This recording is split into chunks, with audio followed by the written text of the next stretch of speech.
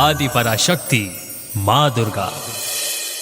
आज हम आपको देवी अंबिका और असुरराज शुंभ के बीच हुए युद्ध के बारे में बताएंगे।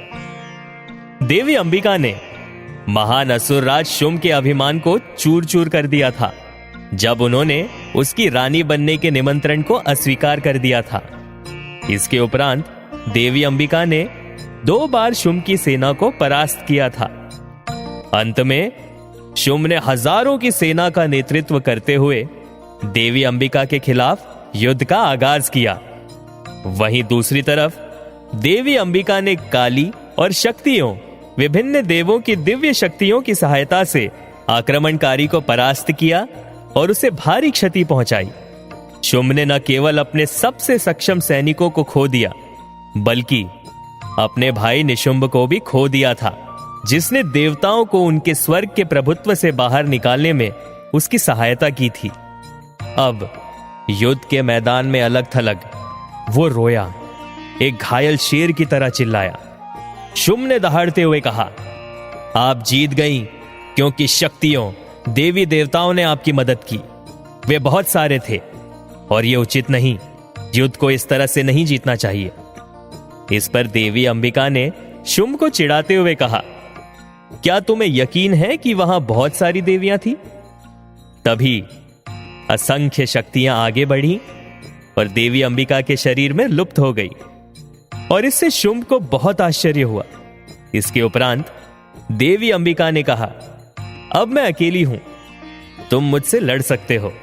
सद्गुणों की देवी अंबिका और सत्ता का भूखा शुंभ देवताओं और असुरों के सामने तीर चलाते, बचते और भाले फेंकते हुए एक दूसरे की ओर बढ़े। शुंभ अपने तलवार को लहराते हुए आगे बढ़ा, जो हजारों सूर्यों की तरह चमक रहा था। देवी अंबिका ने तीरों की बौछार से जवाबी कार्रवाई की। देवी ने पहले बड़ी ढाल को नष्ट कर दिया और फिर दूसरे हाथ की तलवार को नष्ट किया।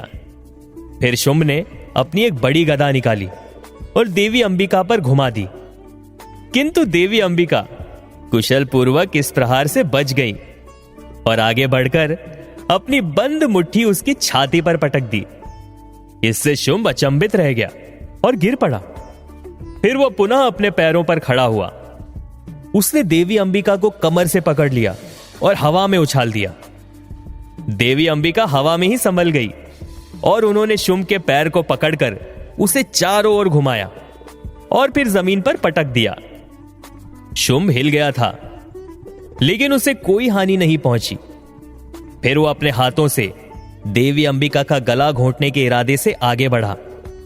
फिर देवी अंबिका ने जमीन से एक भाला लिया और शुंभ की ओर फेंक दिया।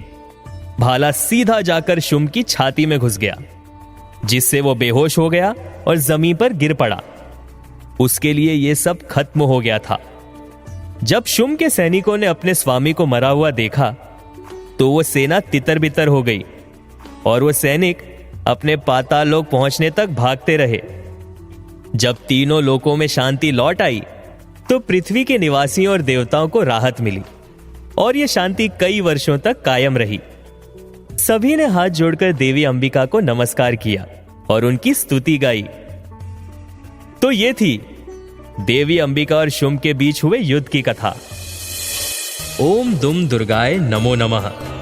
आप सुन रहे थे आदि पराशक्ति माँ Durga, only on radio city.